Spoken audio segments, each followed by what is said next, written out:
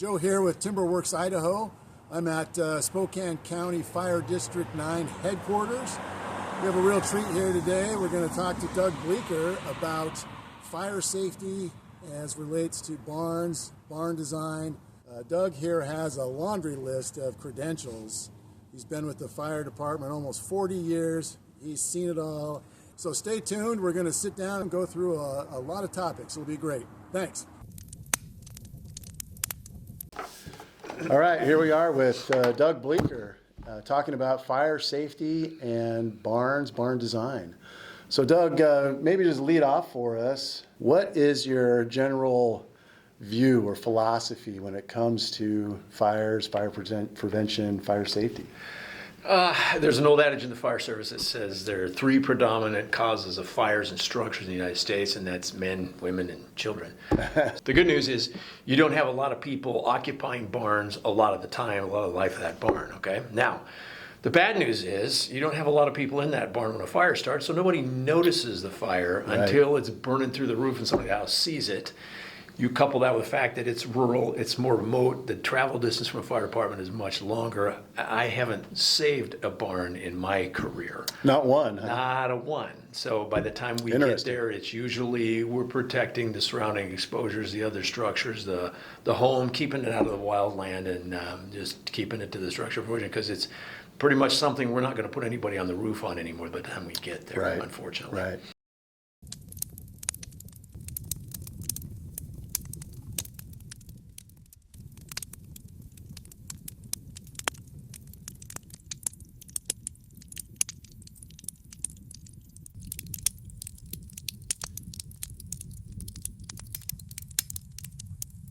I guess we should break this into two different groups right here. You know, fires that are going to start inside the barn and burn it out versus fires that are coming from an outside source, say a wildfire, coming to your barn. So let's start with inside the barn. You know, what can people do to protect themselves, protect their barn and its contents? Prevention is a big deal. There's some things you can do in construction, but when you're all done, a barn is a big open storage space. So what are we going to do to reduce the chance that I'm going to have an ignition in there? And very prudent to do that when we're talking on the structure fire site. The biggest things that I tend to deal with when we're talking about structure fires, in no particular order here, but a lot of it's heating. We're trying to keep things from freezing.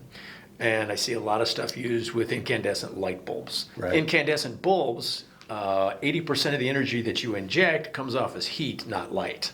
Your problem is if that heat lamp falls down into straw or sawdust, shavings, it's going to cause an ignition. Even if it's got the safety device on it, the little grate that keeps it in the bell on the outside, that falls down into shavings or straw, that's still hot enough to ignite a fire. And whatever critter you're working with, you don't want them being able to get a hold of that, chew on the cords, drag that down into the bedding. That's going to cause an ignition. We see that fairly often. When it comes to electrical and heat sources and, you know, and like you said, trying to keep water from freezing and animals warm, is there a recommendation? Extension cords are predominantly for temporary use. When you get to where it's something you really need permanently, then we're looking for something to be installed by an electrician, licensed, knows what he's doing. It's easier on your insurance if you have a permit for that, if you have a licensed electrician. A permit? Yeah. If you don't get that, insurance is starting to get a little concerned about, hey, maybe that was the cause and you don't want to put yourself in that position. So it costs you a little extra money and it's more hassle, but it winds up saving you in the long term for getting something back on insurance. Next one I see a lot of in barns, hot work. Cutting, welding, or grinding. Think about what's on the floor of your barn. It's usually hay, straw, shavings, whatever. If you have an old barn, particularly dried out wood, that spark can cause some problems that may take some time. Slowing down and thinking about what are we doing with our hot work may help save your barn, okay?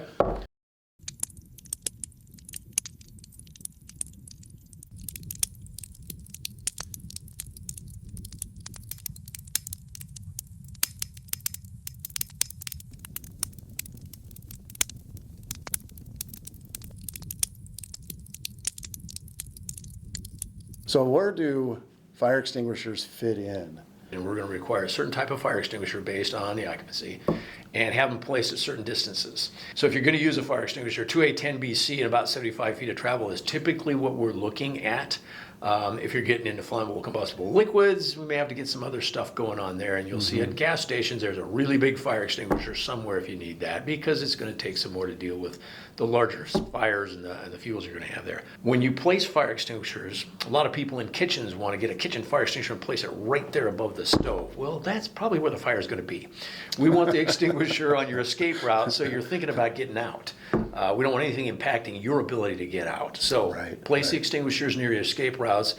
Thanks for that, Doug. I'll post on here the recommendation that Doug has for fire extinguisher, and that will help you out, the viewer, to pick out the one that you need.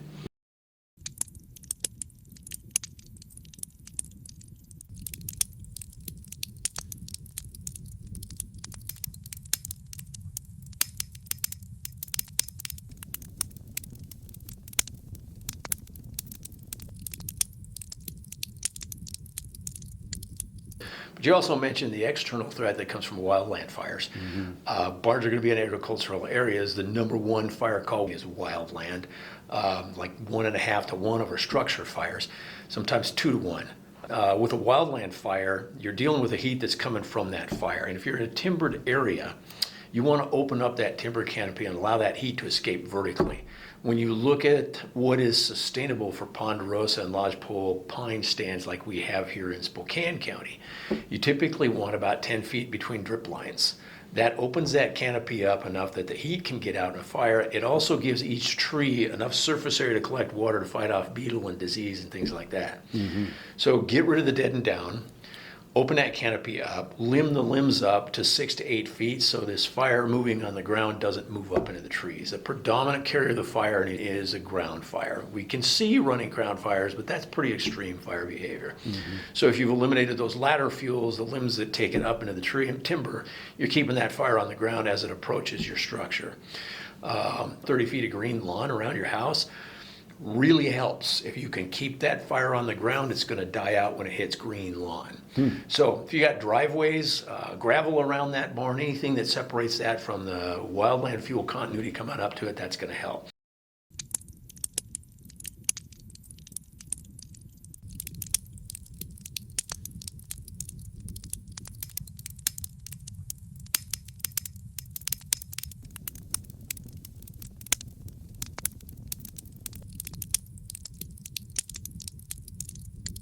But let's shift gears a little bit here and just talk about material selection when building a barn or rehabbing a barn. Does it really matter in the long run what a barn is made out of if we're talking about fire safety and fire prevention? It certainly can. Your exterior covering is really going to make a difference. Love steel buildings, okay? Those don't burn.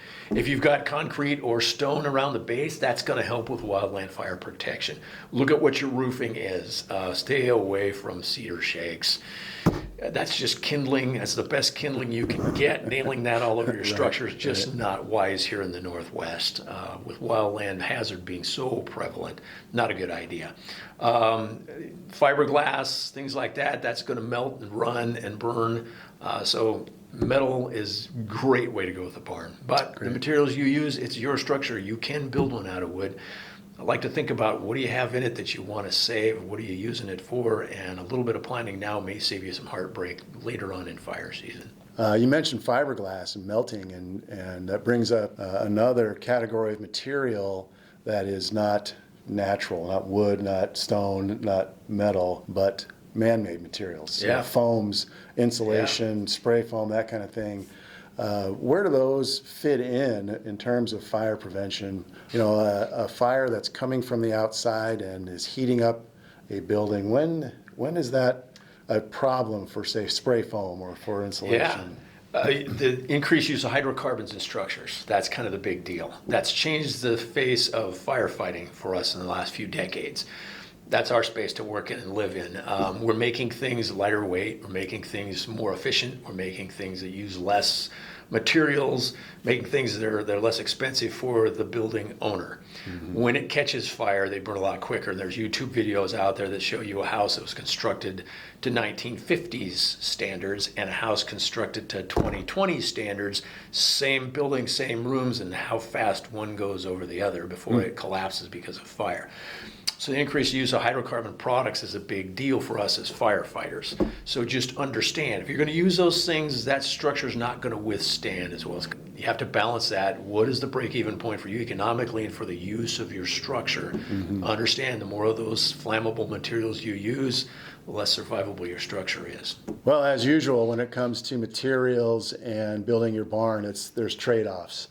Good advice here from Doug on just things to think about, make sure that you understand. And I can definitely help you out as we go through that process.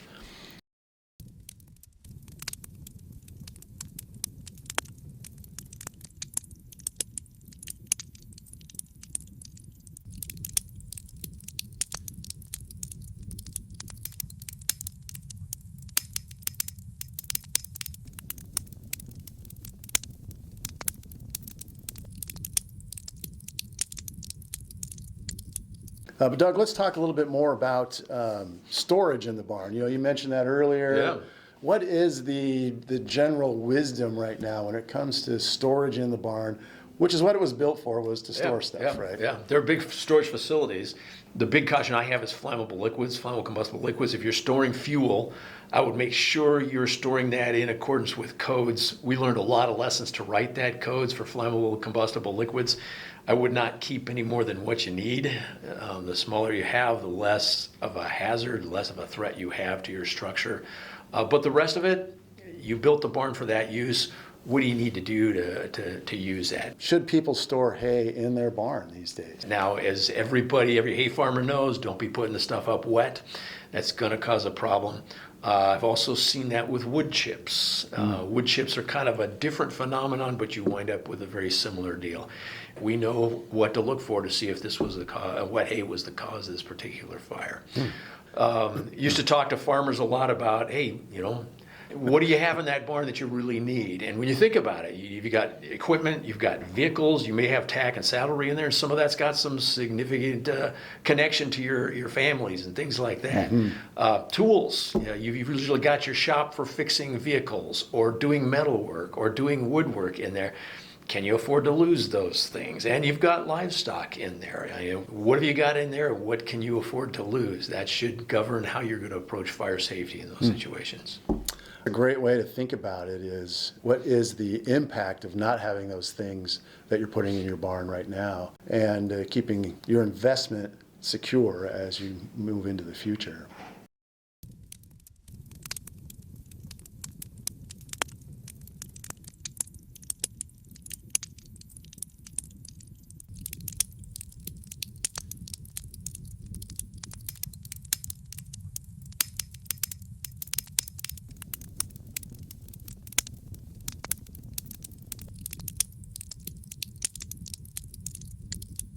Doug, we've talked about quite a few things that farmers, ranchers, general barn owner, homesteader can consider. But let's talk about those things that maybe they haven't considered. Some of the other ignition sources that you've seen that we can take into account ahead of time and try to prevent. I've got an old wood stove that nobody wants. I'll put it in the barn. Nobody wanted it, probably for a reason. I've been to those barns where somebody's old Franklin wood stove from the 30s burned the place to the ground. It was right up tight against the wall and we lost it. Or we've got it too close to other combustibles and things like that. People have had concerns about manure piles. Usually you got a moisture there. That typically isn't a problem. We have seen problems with rodents. Rodents will get into things and wind up touching the terminals on opposite sides. We'll see that and shorting things out and starting fires that way too. So you've usually got mice in a barn. You want to make sure that those things are kept pretty rodent proof, which is tough to do.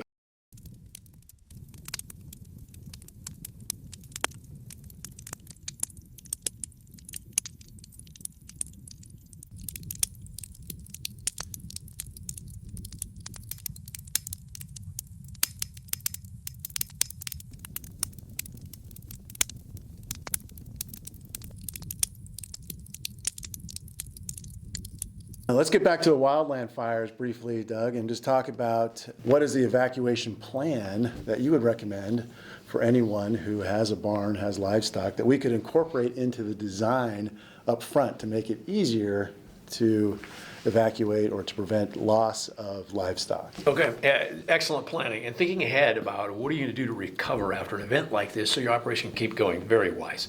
How long would it take you to evacuate everything? And think about how many people you need, how many trucks you need, where you're going to take them, what's your turnaround time. Figure that out and let me know. As far as your gates, we like 20-foot wide gates, minimum of 12 feet.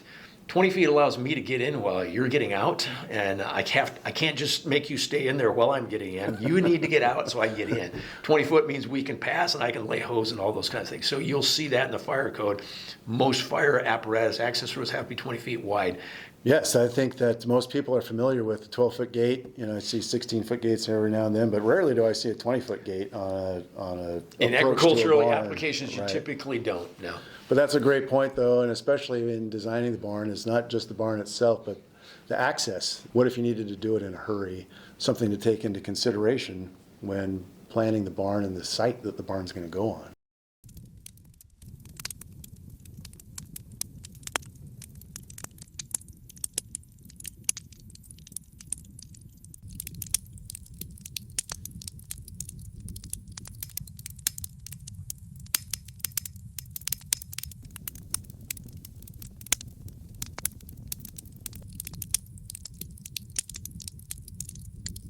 You know, we're wrapping it up here. What piece of wisdom could you leave us with as we finish up? Wisdom, okay. Your barn is a significant investment. Your agricultural structures, you have them there for a reason, okay? It's part of your agricultural operation. You need that. It's part of how you make your operation move forward. So design that so that you're taking care of that investment. Use that so you're taking care of that investment. If you've got questions, get a hold of your local fire district. You pay taxes for us guys, put us to work. We can come out there and sit down and look at what you're planning, look at your operation, and maybe offer you some local knowledge on how fire behaves in your particular area, what the significant hazard is going to be. On the wildland front, we know what the weather is, that changes a lot, but the terrain and the fuel models are pretty consistent. And local firefighters can tell you, if this fire comes through here, here's what we expect to see. Talk to those troops and incorporate that into the design of your structure so that you have a structure that lasts for many, many years. Ultimately, that's what we want. That's a great piece of advice, Doug, and I think one that people overlook all too easily is to utilize the resources that are right there in front of us. Thank you very much for being with us here today, Doug. No problem. It's been very educational for me as well.